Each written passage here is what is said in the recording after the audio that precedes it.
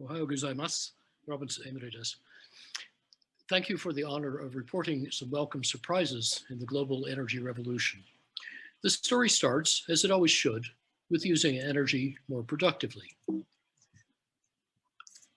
Saved energy is already the world's biggest energy source. Just the energy saved worldwide since 1990 now supports more energy services than oil does.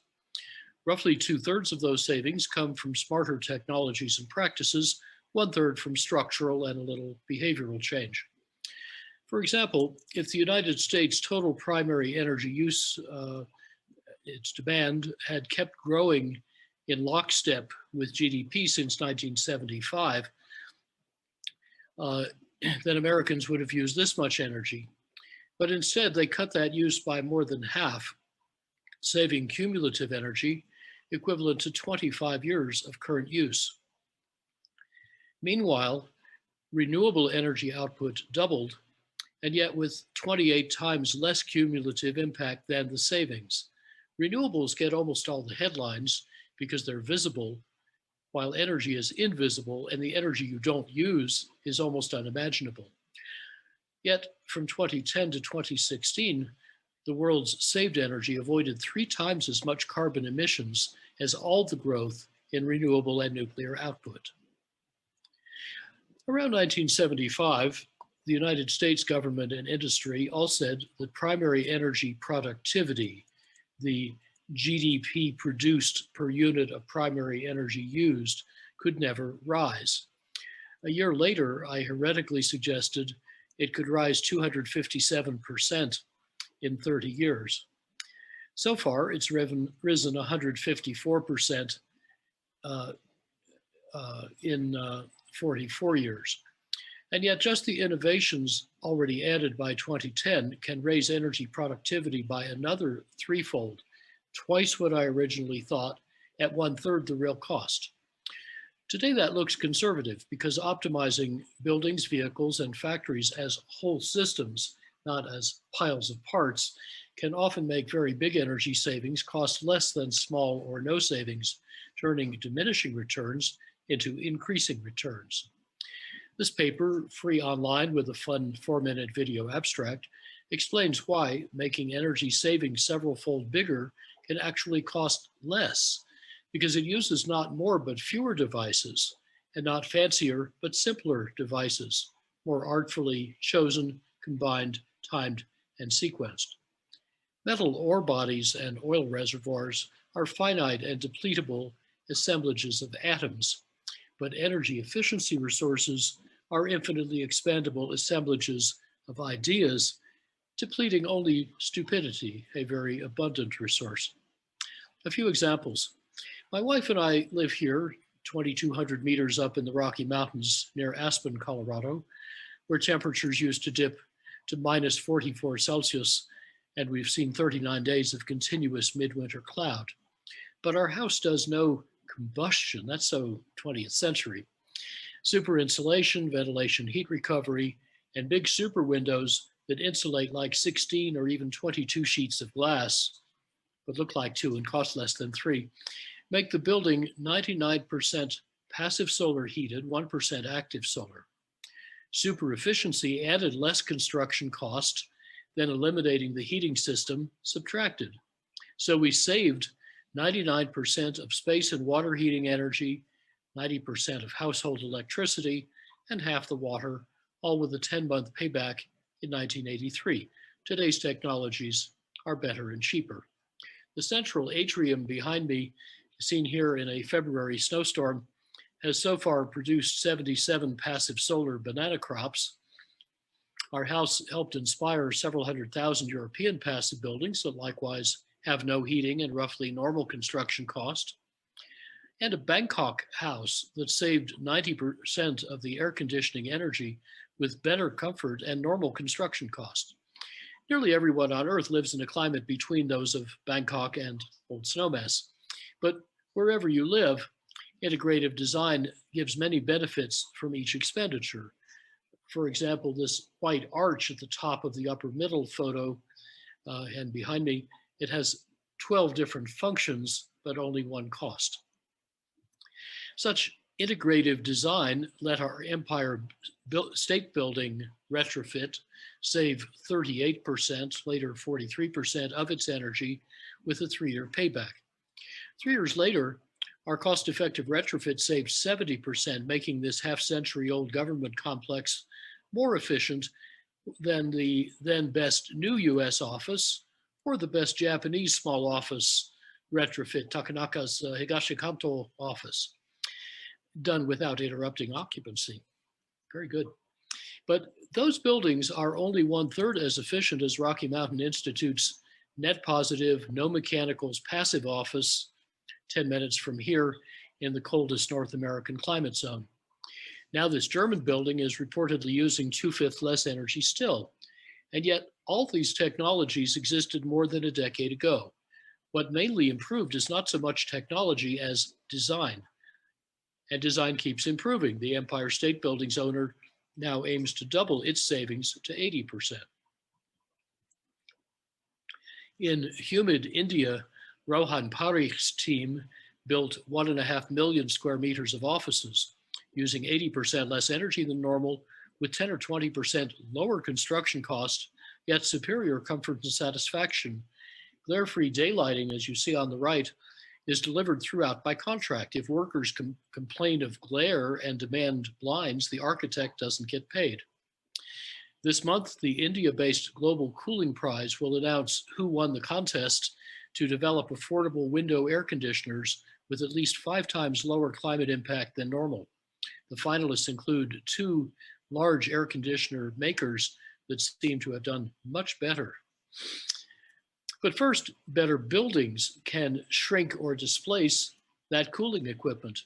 These passively cooled mid-rise apartments, proven popular in Mumbai's monsoon, use convectively vented double walls and super efficient ceiling fans to keep you feeling 16 to 19 Celsius degrees cooler at just 2% higher construction cost. With a few further refinements, they could deliver decent comfort with no air conditioning. In Europe, industrializing mass retrofits to net zero energy and streamlining their finance and soft costs is now getting cheap enough to finance entirely from saved energy, while extending building life and improving amenity, health, and value. This whole retrofit has even been demonstrated in Britain to be installable in a single day while you're off at work. Whatever exists is possible. The Intergovernmental Panel on Climate Change, IPCC, reported 6 years ago that among European new buildings on the left and retrofits on the right, with bigger savings towards the right in both graphs, the best projects saved up to at least 90% of their energy without raising the cost of the saved energy. Many projects do cost far more by not adopting the best practices shown, and the difference is a business opportunity. The best big building air conditioning systems in Singapore are already 3 times as efficient as Asian norms, and yet they deliver better comfort and cost less to build. Now, a remarkable experiment kept Singaporeans comfortable outdoors in a shaded pavilion the size of a bus stop shelter, without fans or breezes, and without drying or cooling the hot, humid air. People were cooled purely radiatively by absorbing far infrared radiation from their bodies into vertical panels circulating 17-degree water, separated from human air by a thin plastic sheet to prevent condensation. Panels cooled to 23 to 25 degrees can deliver comfort in outdoor Singapore temperatures up to at least 32 degrees with 80% relative humidity. Separately, such modest cooling has been achieved by special surfaces that passively radiate infrared rays to the sky in any weather. So even in direct sun, they feel cool to the touch. Combining all these passive technologies may provide summer comfort in buildings and vehicles in the Kansai climate using no or almost no electricity. Japan has some wonderfully efficient appliances, but technology continues to advance. Here are 2 examples from Switzerland: a fist-size heat pump that can deliver 6 to 15 units of hot water per unit of electricity, and a dramatically more efficient, safe, and otherwise superior electric cooking system using vacuum insulated pots and with a teppanyaki option. Both these systems are several-fold more efficient than the best in Japan. Industry uses half the world's energy and electricity. My team's latest $50 billion worth of industrial redesigns typically found about 30 to 60% energy savings on retrofit, paying back in a few years and far outperforming the brown zone in the upper left, where most energy service companies deliver disintegrated design. Our new build industrial projects generally found about 40 to 90% energy savings with lower than normal capital cost. Just better pipe and duct design, saving 80 or 90% of friction and therefore pumping power, could, if fully deployed, save roughly half the world's coal-fired electricity, with paybacks typically under a year in retrofit and instant in new build. But this isn't yet in any standard industrial textbook, government study, industry forecast, or climate model. Why not? Because it's not a technology, it's a design method. And few people yet think of design as a scaling vector, a way to make things big fast. To bring out friction, we simply use big pipes and small pumps, not small pipes and big pumps. And to eliminate elbows and their friction, we lay out the pipes first, then the equipment, laying out supply pipes as if they were drains. We bend mines, not pipes. Even without integrative design, US electricity use could shrink 25% by 2050, despite all electric automobiles and a 2.6-fold bigger GDP. This quadrupled electric efficiency would cost 1/10 as much as US electricity costs now. This overhang of unbought efficiency represents an unpriced but existential risk to current and planned power plant and grid assets. Integrative design can enlarge that risk, steering capital towards the clean winners. And even Japan has plenty of inefficiency to eliminate.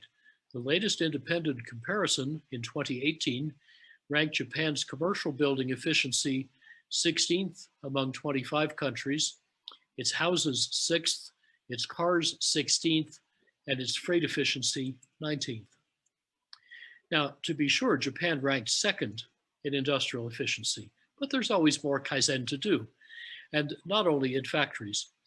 Industry makes and applies materials, but elegantly frugal design can save at least half the world's cement and steel that now release 15% of total CO2. Substituting tension for compression structures typically gives better strength, aesthetics, and cost with about 1/8 the tons. Fabric forms permit optimal shapes that can save upwards of half the concrete in beams and sheets and other common shapes to deliver the same or better strength and stiffness. And then the weight savings snowball because you need less strength to hold up less weight. This folded concrete roof, pre-stressed with carbon fiber, is just 4 centimeters thick, but replaces a 30 centimeter thick steel and concrete slab, costs less, and saves 3/4 of the materials. This rendering of an airy bridge shows how 3D printing can eliminate most of the weight of concrete structures that mostly support their own weight. This stainless steel bridge shows the artistic potential of 3D printing. Next, substitute natural composites like wood, already in 85-meter towers and planned for 350 meters in Tokyo. Add carbon fiber to save much of the wood or concrete. Apply Taiheyo's carbon neutral bamboo concrete, and perhaps adopt carboxylate chemistries to make cement a net absorber of CO2. The same whole system design that we apply in buildings and industry could also make cars several-fold more efficient even before they're electrified, making their electrification faster and cheaper. Most of the energy needed to move a car is caused by its weight, and saving 1 unit of energy at the wheels leverages 5 or 6 units of fuel saved in the tank. This carbon fiber electric car that I drive made money from the first unit off the assembly line in 2013. Its carbon fiber was paid for by needing fewer batteries to move less weight, just as far, and then fewer batteries recharge faster. Integrative design compounds saved weight far more than other automakers assume. Assembly is radically frugal, eliminates conventional body and paint shops, and is much better for workers. Quadrupled efficiency of this car, equivalent to 53 kilometers per liter, is uncompromised and brings many driver benefits. Now, analyzing auto efficiency by the part, not the vehicle, conceals most of this opportunity to save several times more energy and more cheaply than current policy assumes. In a Society of Automotive Engineers paper last year, I graphed the official US technology by technology forecasts of how efficient new automobiles could become at what extra price. That's the curves on the left side. And then I graphed the points, 15 documented market products and designs from the auto industry in the United States, Japan, and Germany that optimized the whole vehicle, not just each part. Those integrative designs were up to several times more efficient than the forecasts predicted, yet they cost less. So today's efficiency standards are far more conservative than anyone thought, and electrification can be far cheaper and faster than today's overweight vehicles are yet exploiting. But even better is possible, more Kaizen. As in this example from an American startup company. Most drivers in most climates will never need to recharge this two-seat electric car because its solar cells capture enough energy to drive about 40 kilometers a day in Japan. To make a long trip, you can very rapidly recharge its batteries more for ranges up to 1,600 kilometers. My BMW and Tesla cars outside are among the most efficient sold, but this two-seat carbon fiber model due late this year will be nearly 3 times more efficient still, equivalent to at least 146 kilometers per liter. Its carbon fiber body looks very crashworthy, and based on Toyota's wonderful ultralight 4-seat 1/8 concept car shown in 2007, perhaps Japanese automakers could make such cars even lighter.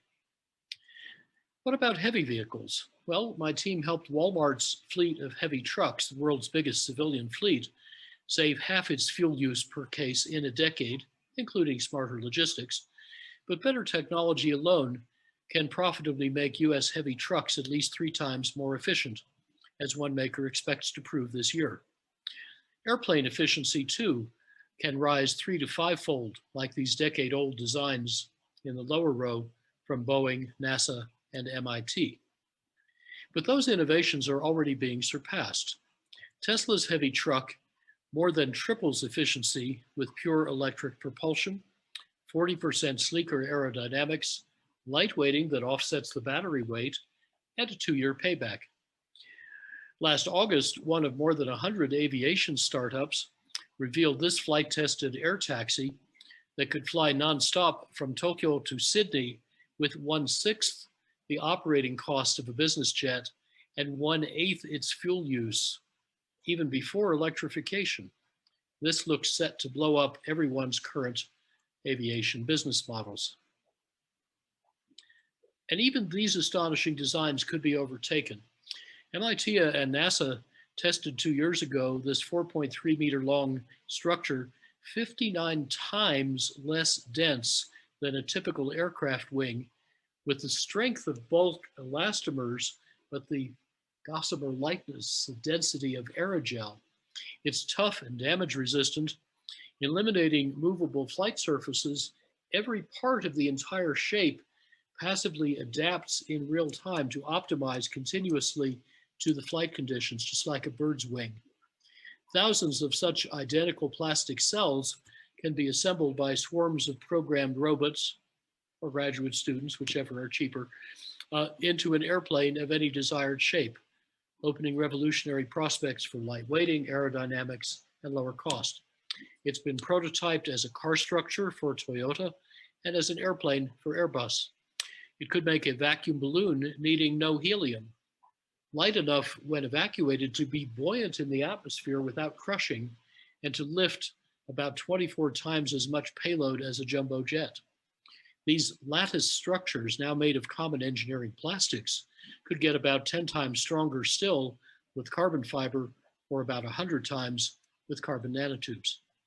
So the oil and gas reserves, unsellable for competitive reasons, look bigger than the reserves unburnable for climate reasons, putting oil owners even more at risk from market competition than from climate regulation.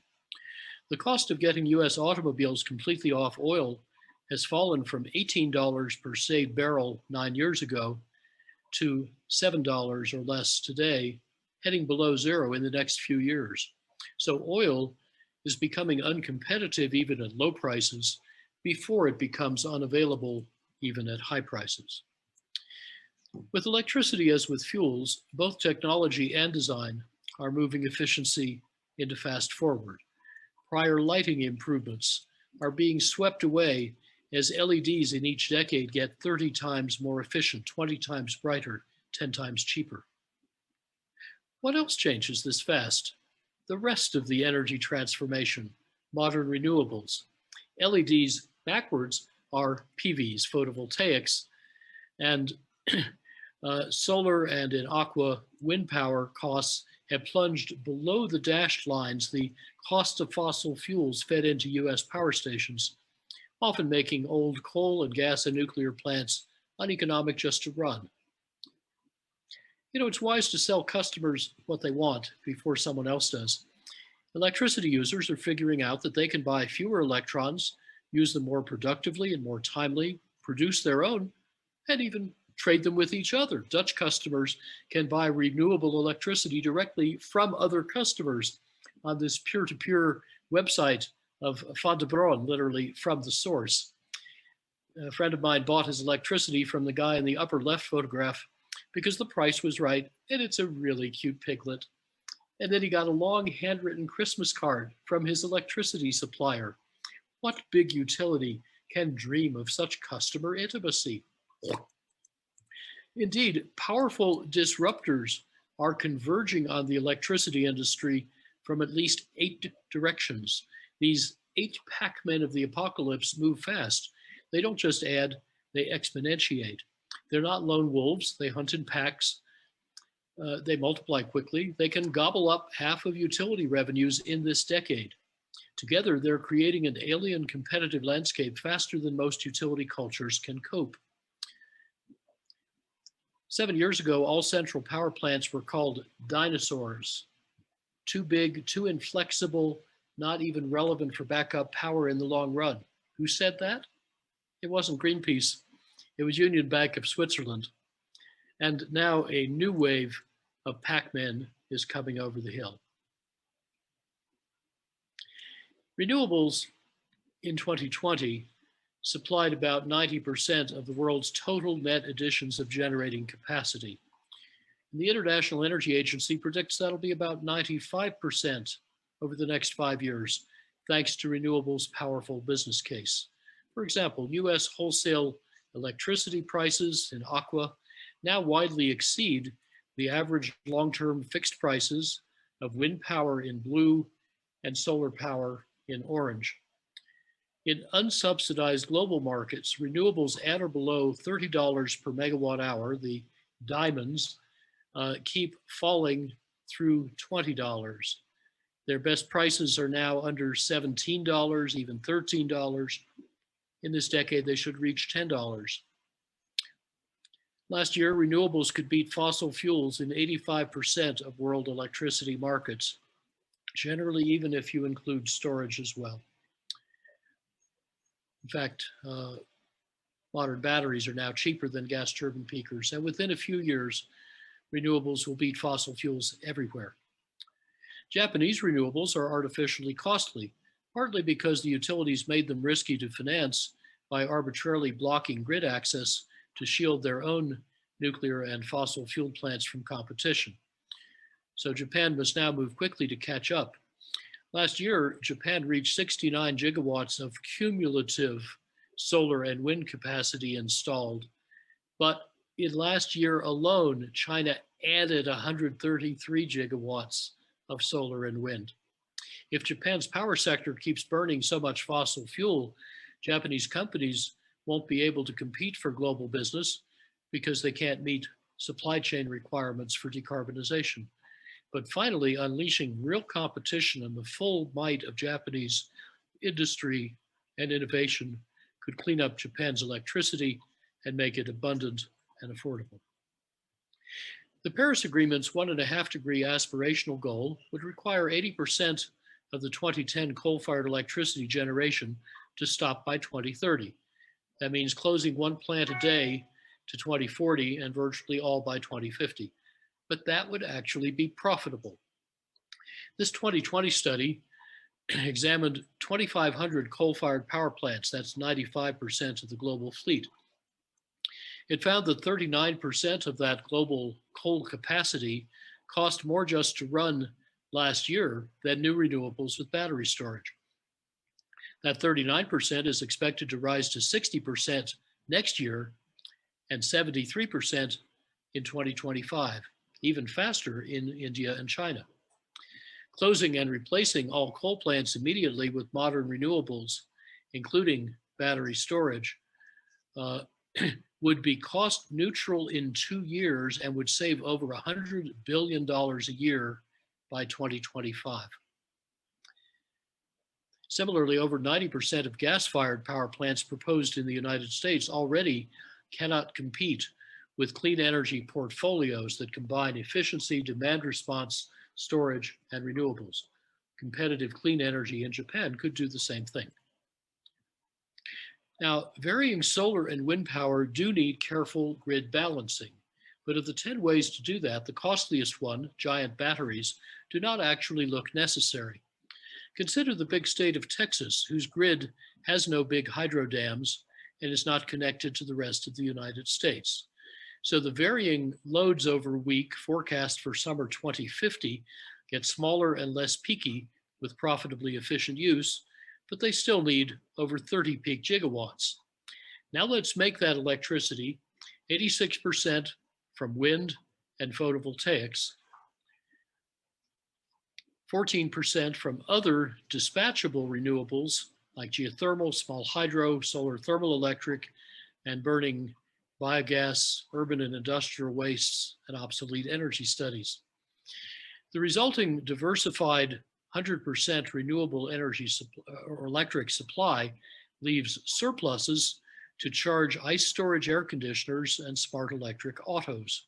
And then recovering that distributed storage when needed and filling the last gaps with unobtrusively flexible demand yields 100% renewable electricity every hour of the year with no bulk storage and with only 5% left over.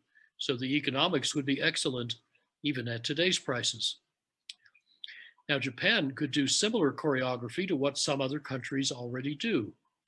Germany and Britain are over 2/5 renewably powered. Denmark expects to be 86% renewably powered by this year, Scotland 100%, both mostly wind powered. Already, they and other European countries with modest or no hydropower are meeting about 1/2 to 3/4 or more of their electricity needs from renewables, adding no bulk storage and with superior reliability. For Denmark and Germany, about 10 to 25 times US reliability. The ultra-reliable former East German utility, 50 Hertz, was 60% wind and solar powered in 2019, and now it targets 100% renewables, all reliably integrated by 2032.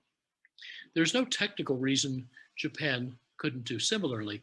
So as my colleague Clay Stranger says, the grid operators have learned to run these grids the way a conductor leads a symphony orchestra.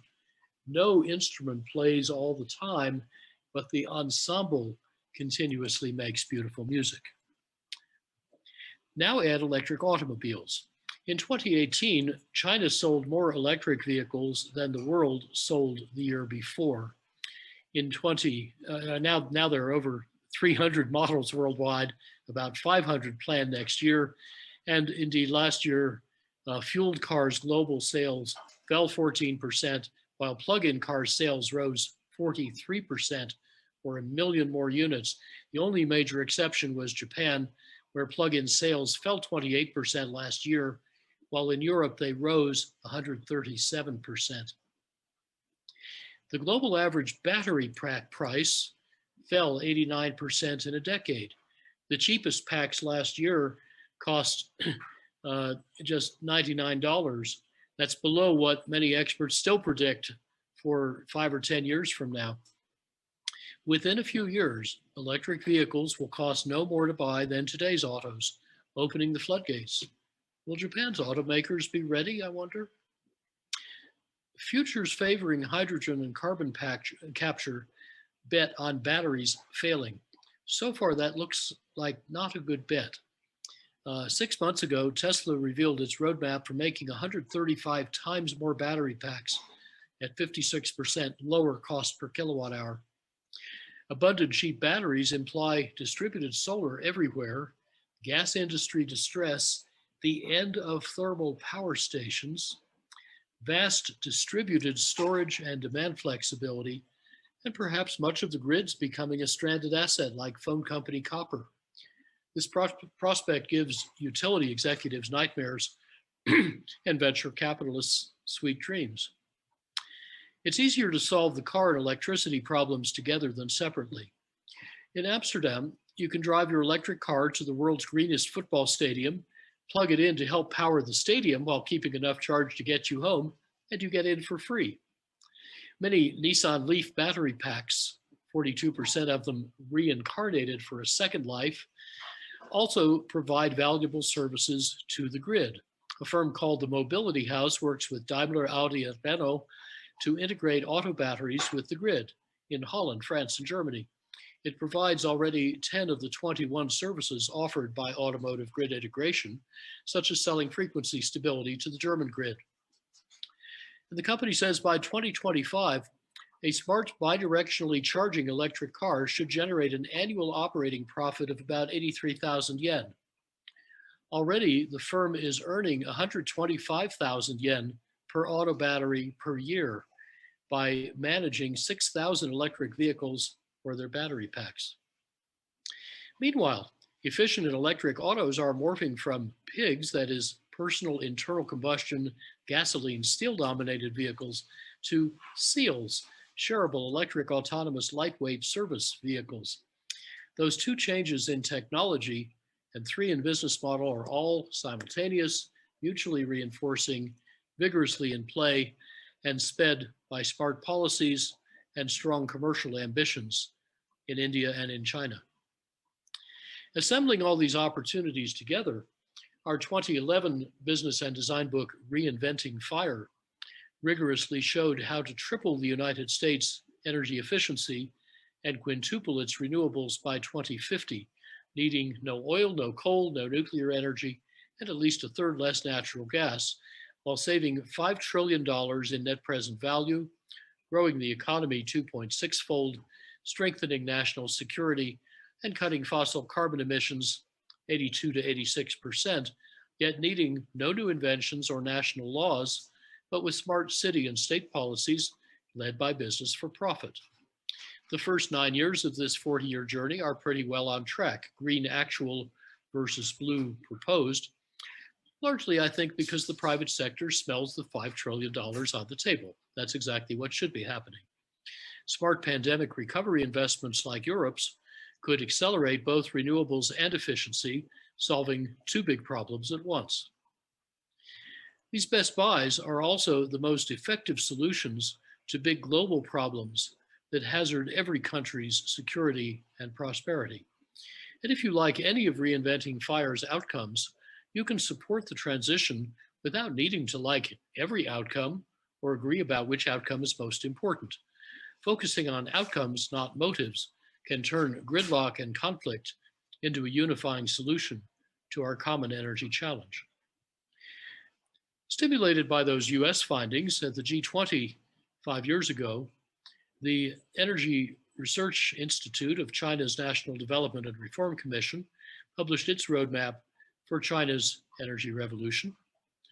It details how China can save over $3 trillion, run a 7 times bigger economy in 2050 than in 2010, but use today's energy 7 times more productively, shift supply 2/3 off fossil fuels, 83% in the power sector, with 69% of generation coming from renewables, emit 42% less carbon, burn 80% less coal, get 13 times more GDP from each ton of fossil carbon. This roadmap strongly informed the 13th five-year plan, whose energy authors were our steering committee, and I understand the 14th plan will continue this line. More than a third of Japan's nuclear capacity has closed, and most of the rest remains in limbo as utilities' credibility and financial strength ebb. Yet in just 9 years after 3/11, savings plus renewables displaced 150% of Japan's lost nuclear output if adjusted for GDP growth, 108% if not adjusted. Thus, Japan's old nuclear market has vanished before more reactors could restart, if restart even had a business case. Nuclear power is so uneconomic that globally it's adding each year only as much capacity as renewables add every 2 days. And virtually all nuclear capacity is centrally planned, not subject to market discipline. Efficiency in renewables generally cost less to build and run than just operating existing nuclear plants, let alone building more. Thus, buying efficiency and renewables whenever they cost less than running fossil fuel plants or restarting and running nuclear plants will save both the most yen and the most carbon per yen and per year. Germany's nuclear phase-out, agreed 2 decades ago and finishing next year, has brought major fossil fuel reductions and increased power exports. All 3 shifts were offset by electrical savings, plus a huge rise in renewables, while the economy grew and total greenhouse gas emissions fell 53%. In 2020, this story strengthened further as wind power alone generated more electricity than coal and lignite combined. Germany's power sector met its climate goal a year early, before the pandemic, and with 5 percentage points to spare. Extrapolating these on-track US, adopted Chinese, and similar European findings to the other half of the world could achieve a 2-degree climate target about $18 trillion cheaper. Reinvesting some of that saving in natural systems carbon removal could then get us to about 1.5 degrees, with trillions of dollars left over and huge progress on the Sustainable Development Goals. Making climate protection not costly but profitable should also simplify the politics. Climate science models have conservatively understated the speed and the runaway potential of climate change. Climate policy models conservatively understated what we can do to stop climate change. Offsetting these 2 biases, what Jeremy Grantham calls the race of our lives is very much on. Despair and complacency are equally unwarranted. Global CO2 emissions were flat in 3 of the 5 years, 2015 to 19, as energy savings and carbon-free supply growth averaged roughly the pace we must sustain for 2 degrees, or half the pace needed for 1.5 degrees. So now we must accelerate with a powerful tool from capital market dynamics. You see, feeling the threat, incumbent energy suppliers understandably focus on the need for energy price to exceed cost. But many forget the other part of the business condition, that value must exceed price. If competitors offer a superior value proposition and run off with your revenues, it doesn't matter if you can profitably sell what your ex-customers are no longer buying. These energy transformations can flip markets with breathtaking speed, as Tony Seba's archival photos show. On Fifth Avenue in New York City in 1900, you have to look hard for the first car. 13 years later, you have to look harder for the last horse. The horse and buggy industry thought it would have many decades to adapt, but Ford's Model T got 62% cheaper in 13 years. Car-owning households soared from 8 to about 60% in a decade to 1928, three-quarters financed by General Motors and DuPont innovation called car loans. Today's solar modules just got 80% cheaper in 5 years. 3/4 of US rooftop solar is innovatively financed. Ford's and Edison's industries are emerging to eat Rockefeller's industry. Thus, the pace of transformation is set not by incumbents, but by insurgents who are not inhibited by incumbents' business models, legacy assets, or cultures. Moreover, investors flee before customers do, because capital markets keenly sniff out disruption. Once they think you're in or even headed for the toaster, they don't wait for the toast to get done before they decapitalize you and invest in your successors. Already, trillions of dollars have prudently fled the fossil fuel industry as it hemorrhages capital, talent, and political influence.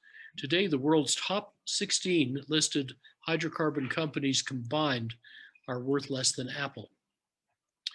Investment analyst Kingsmill Bond explains this brutal logic. He says any fast-growing challenger will rapidly take all the growth in a slow-growing market. As a rule of thumb, incumbent sales will peak when the challenger gets to around 3% market share. That was US cars market share in 1910 when US non-farm horse sales peaked, just like these 6 examples. Why does this happen? Because most investors seek growth, not just size, and they try to sell just before sales peak, because then stagnation strands assets and competition drops prices. That's why the coal industry has lost 3/4 of its market value globally, 99% in the United States. But now this collapsing value is spreading to the oil and gas industries. Peak nuclear power, peak coal, peak automobiles, peak fossil power have already happened. More electric autos were sold worldwide in 2019 than the annual growth in total auto sales at their 2017 peak. So gasoline and diesel autos are entering their 4th year of decline. The IEA said last year's pandemic slump would undo Energy's and CO2's previous 4 and 9 years of growth. That's twice the total of all their previous drops since World War II, while renewables keep growing. And those forecasts have proved conservative. So by the time energy demand recovers, if it does, renewables will probably have expanded enough to supply any future growth, tipping fossil fuels into permanent decline. Therefore, global peak oil, peak fossil fuels, and peak CO2 emissions probably occurred in 2019. This news is speeding fossil fuels delegitimization and decapitalization, crushing those industries' value and clout. Investors are rapidly shifting their capital to efficiency and renewables. Efficient use makes renewables gain share faster, and efficiency outcompetes fossil fuels even sooner. In the past decade, world energy use grew only half as fast as in the previous decade. Further speeding savings could accelerate the self-reinforcing capital flight from incumbents to insurgents. And as Kingsmill Bond and I just wrote in the reference at the bottom of this slide, some of that speed could come from deeper, cheaper energy savings through integrative design. Its contagious, visually transmissible ideas might spread at the speed of YouTube and Twitter, perhaps even rivaling the speed of scaling solar power. One last thought. The energy transformation I've summarized is not just fundamental, it's elemental. The first industrial revolution was the age of carbon, creating our prosperity and the world's mightiest industries from coal and oil and gas. But now that obsolete age of carbon is giving way to the modern age of silicon. Silicon microchips, telecommunications, and software turn people from isolated to networked, systems from dumb to smart, grids from analog to digital, and potentially from dirigiste to democratized. Silicon power electronics make electricity interconvertible and precisely applicable, replacing fiery molecules with obedient electrons. And silicon solar cells enable the ascent of energy from mining the fires of hell to harvesting the breath and radiance of heaven. So our responsibility and opportunity is to help enable the new energy system, not protect the old, to build back better, to move fast and fix things. So the global energy transformation can move at the pace and cost of design and software, not of infrastructure, and can be not constrained by the inertia of incumbents, but sped by the ambition of insurgents. Thank you all for your good work and your kind attention. ご清聴誠にありがとうございます。